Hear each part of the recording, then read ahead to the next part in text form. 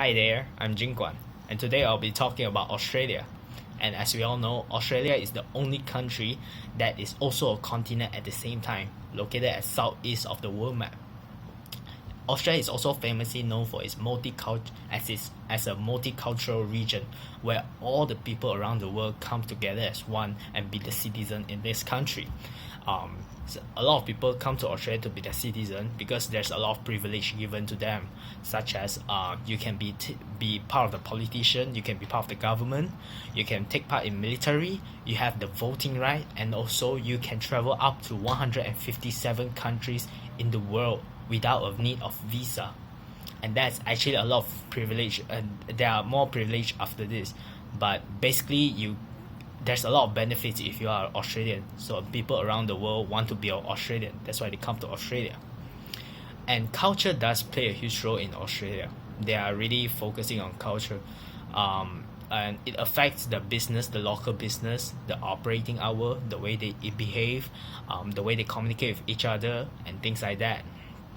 One of the culture that actually they're still practicing is that most of the shops, probably I think all, but most of the shop actually close at around 4 to 5 p.m. And the reason is because that government actually care for all the citizens, and the government believe that everyone deserve some family time after work. So therefore all the shops close at 4 to 5 p.m. So what they do after 4 to 5 p.m, they can do something like night job, they can go for a concert, they can go for a sports event, they can also attend like opera, ballet, and etc. Things like that. Those are the activities they can do at night. But yeah, all the shops are closed. You can't really buy anything at night. Well, it's a good thing to if you see in the perspective whereby the government actually care for the citizen. That's good. But in the business perspective, they are actually losing tons of money because they are sacrificing almost 6 hours, approximately 6 hours, 6 operating hours every day. And that loss, from a business perspective, right, they're actually losing tons of revenue. Another issue that actually brings an impact to Australia is that the way they speak English, they do have their own slang.